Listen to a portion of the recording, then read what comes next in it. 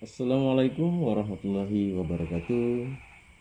Apa kabar semua pecinta debater Islam dan Kristen? Semoga sehat-sehat. Berjumpa lagi dengan saya Arham Nagae. Pada kesempatan kali ini saya akan mereaction atau mendengarkan debat Islam dengan Kristen antara cucu dan kakek, yaitu Dita Rosalba dan Pendeta Lamsen Naibaho. Bagaimana keseruan debatnya? Langsung aja kita saksikan. Selamat menyaksikan. Maksud menyembah Allah Subhanahu wa taala. Saya tidak mau. Allah Subhanahu wa taala tidak pernah terbukti ada wujudnya. Saya tidak tahu ada apa enggak itu. Tapi saya menyembah Tuhan saya, pencipta langit bumi dan segala isinya. Tidak salah. Cuma kamu tidak kenal, tidak mengenal Tuhan saya. Kamu kira itu Allah Subhanahu wa taala. Kamu salah benar. Salah kamu. Tuhan saya itu bukan Allah Subhanahu wa taala. Tuhan saya adalah pencipta langit bumi dan segala isinya. Memangnya Allahnya Yesus ada wujudnya, Pak? Pernah nggak Bapak ngelihat Allahnya Yesus? Pernah nggak Yesus ngasih tahu deskripsi tentang Allahnya? Coba Allahnya Yesus, Allahnya Bani Israel, itu dideskripsikan seperti apa wujudnya, kakek. Kamu tidak paham. Yesus itu tidak mengerti ajaib Yesus itu. Yesus itu adalah Allah. Karena dia berkata, dialah Allah itu, Allah itulah dia. Dia di dalam Allah, Allah dalam dia. Dia satu dengan Allah. Yang melihat Allah, melihat dia. Begitu.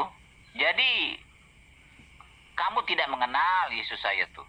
Karena dia memang Allah itu. Bukankah Yesus sendiri mengatakan dalam Yohanes pasal 1 ayat 18 bahwa Allahnya tidak bisa dilihat dan suaranya juga tidak bisa didengar, kan? Dan di situ Yesus mengatakan dia hanya menyatakan. Ketika menyatakan bukan berarti dia adalah sesuatu yang dinyatakan. Saya tidak tahu. Pokoknya saya ingat perkataan Yesus. Dialah Allah itu, Allah itulah dia. Dia di dalam Allah, Allah di dalam dia. Dia satu dengan Allah. Yang melihat Allah, melihat dia. Yang mengenal dia, mengenal Allah. Jadi itulah rumusnya. Saya tidak mengerti itu. Saya juga pusing, tidak tahu itu. Memang itulah perkataan Yesus. Harus diingat semua. Tidak ada manusia yang pernah berkata seperti itu, hanya Yesus. Yesus berbicara tentang ajaran. Ajaran Allah itu ada di dalam dirinya karena dirinya hanya seorang rasul. Itu maksud ayat tersebut. Itu kan Yesus mangkel sama si Filipus itu. Kamu sudah lama mengenal aku kok. Kamu nggak tahu tentang aku. Bukankah aku udah ngomong di Yohanes pasal 1 ayat 18 bahwa Allah itu nggak bisa dilihat. Tetapi aku yang menyatakannya. Menyatakan di sini maksudnya memperkenalkan, menginformasikan bahwa Allah itu Tuhan semesta alam yang wajib disembah. Jadi Yesus posisinya hanya sebagai informan di dunia ini. Seorang rasul yang menyampaikan risalah Tuhan. Bukan menurut saya. Bukan menurut saya. Menurut Alkitab. Di Alkitab pun tidak pernah dia katakan makhluk. Cuma kamu mengganti namanya dia makhluk. Tapi dia adalah manusia. Manusia ajaib. Tidak sama dengan kemanusiaan saya. Alkitab tidak pernah mengatakan dia makhluk. Hanya Yuwas saja mengatakan dia makhluk, ya. Jadi saya menurut Alkitab saja. Saya tidak mau menurut kamu. Dia adalah manusia. Tapi bukan manusia biasa. Manusia luar biasa. Manusia ajaib. Kenapa? Karena tidak ada manusia seperti Yesus pernah mati. Kematian tidak mampu menahan Yesus. Lalu hidup kembali. Pulang ke surga, tinggal di surga sana. Mana ada manusia biasa seperti itu? Saya Jadi tidak tahu makhluk Yesus atau tidak itu. manusia Alkitab ya? tidak pernah mengatakan dia makhluk. Bukan saya yang bilang ya, Manusia pendeta ajaib ini yang bilang. bagaimana? Kalau ajaib dia nggak mati, kayak. Sementara dia juga ditetapkan untuk mati dan kelak akan dihakimi. Ibrani pasal 9 ayat 27. Kamu yakin nggak tulisan Yohanes itu? Tulisan Yohanes Ya. itu pembohong itu. Makanya jangan kamu percaya kepada Yohanes. Tulisannya salah itu. Karena tulisan Yohanes itu bukan Injil yang diturunkan oleh Allah kepada Yesus. Kan ada Injil yang diturunkan Allah kepada Yesus. Itu yang benar. Bukan Injil Yohanes, bukan Injil Matius, Markus, Lukas. Jadi Yesus yang dikisahkan oleh Matius, Markus, Lukas, dan Yohanes beda dengan Yesus yang dikisahkan oleh Injil yang diturunkan oleh Allah kepada Yesus. Nah, namanya sama, tapi beda orangnya. Ya, jangan komentari tulisan Yohanes. Kamu tidak yakin itu benar. Karena itu bukan Injil yang diturunkan oleh Allah kepada Yesus, ya. Mana itu Injil yang diberikan kepada Yesus, yang bukan Matius, Markus, Lukas? Coba kayak tunjukkan. Yesus yang di mana kamu maksud Dita? Yesus yang mana? Yesus ini kan ada 3. Yesus yang dikisahkan oleh Matius, Markus, Lukas, dan Yohanes. Yesus yang dikisahkan oleh Injil yang diturunkan oleh Allah kepada Yesus. Terus Yesus yang dikisahkan oleh Al-Quran. Yang kamu maksud Yesus yang mana? Saya mau Yesus yang diimani oleh kakek. Yesus yang di mana kamu maksud Dita? Yesus yang mana? Yesus ini kan ada 3. Yang kakek imani Yesus yang mana? Ya itu yang saya pertanyakan. Terserah dibangkitkan ke apa dia paling terserah itu. Pokoknya dia sudah hidup kembali. Kematian tidak mampu menahan dia dalam kubur. Sekarang dia di surga, sampai sekarang hidup. Mana ada manusia seperti itu? Itulah buktinya dia adalah Tuhan. Bangkit atau tidak bangkit, tetap saja Yesus itu sudah takluk kepada maut atau mati. Meskipun itu 3 hari, menurut iman Kristen. Tetap saja itu sudah gugur ketuhanannya. Manusia ajaib bagaimana? Kalau ajaib dia nggak mati, kayak sementara dia juga ditetapkan untuk mati dan kelak akan dihakimi. Ibrani pasal 9 ayat 27. Mana ada manusia pernah mati lalu bangkit? Tidak ada. Mana? Yesus itu mati, tapi kematian tidak mampu menahan dia dalam kubur sehingga dia hidup kembali lalu naik ke surga. Itulah keajaibannya. Kamu tidak percaya. Bukan seperti Isa yang di dalam Quran itu. Beda itu. Isa Al-Quran itu bukan manusia ajaib itu. Nggak tahu tuh bagaimana kisahnya tuh. Apa itu dongeng atau gimana, saya nggak ngerti. Tapi kalau Yesus ini yang dikisahkan oleh Matius, Markus, Lukas, dan Yohanes, dia pernah mati di dalam kubur. Tapi kematian tidak mampu menahan dia dalam kubur itu, maka dia hidup kembali. Tidak ada manusia seperti itu. Dan sampai sekarang dia di surga. Mana ada manusia seperti itu?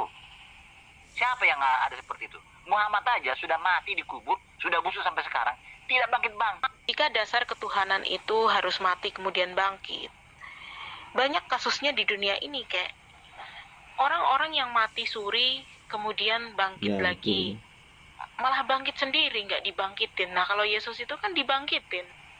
Nah, kemudian kakek coba cari referensinya banyak di Google atau di YouTube.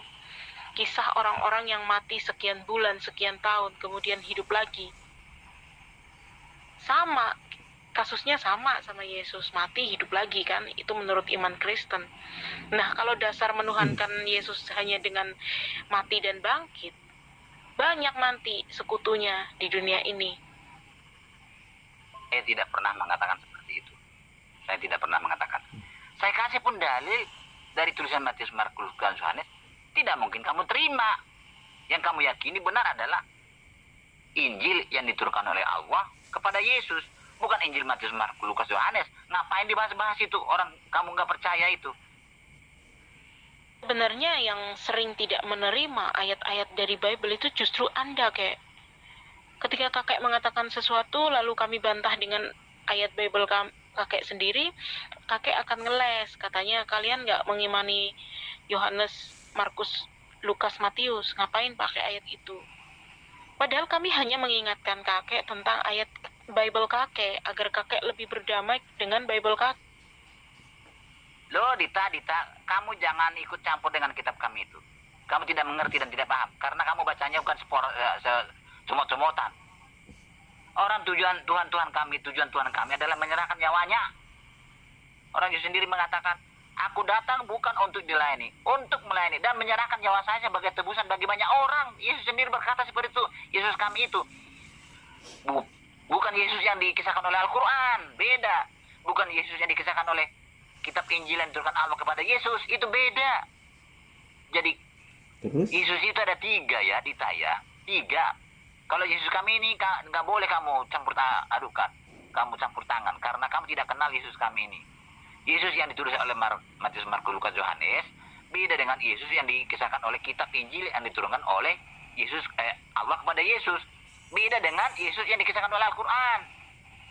Makanya ajaran Islam ini bikin bingung orang, ya. Kamu jadi bingung. Ya, saya jadi dulu saudara. Jadi sebenarnya yang bingung ini saya.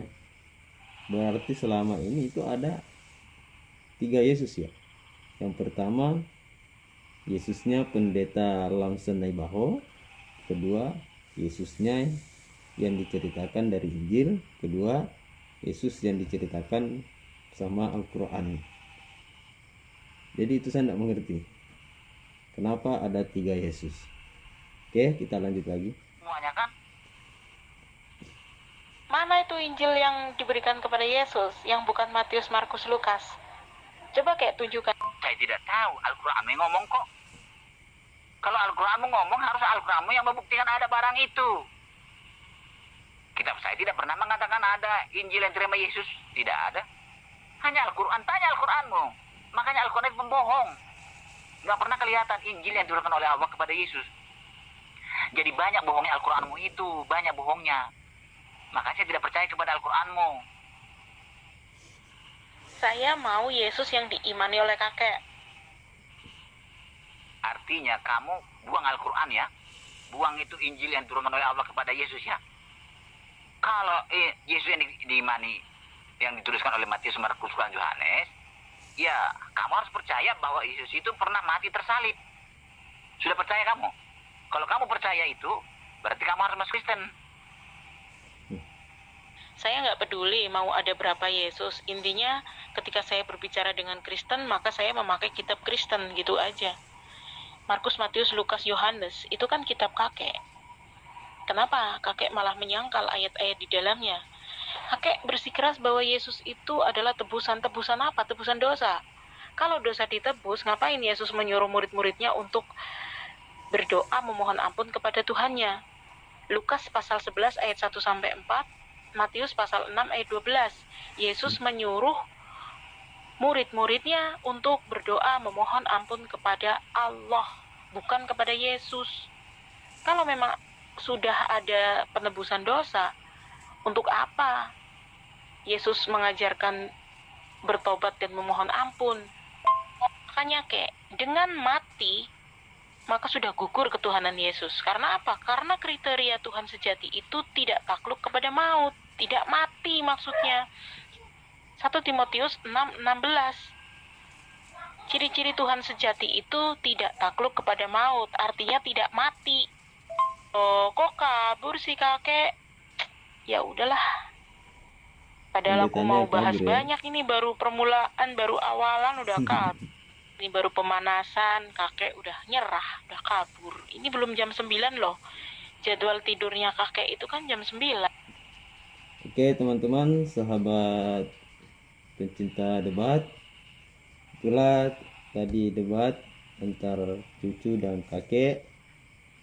Sang cucu adalah seorang Islam dan sang kakek adalah seorang Kristen. Dan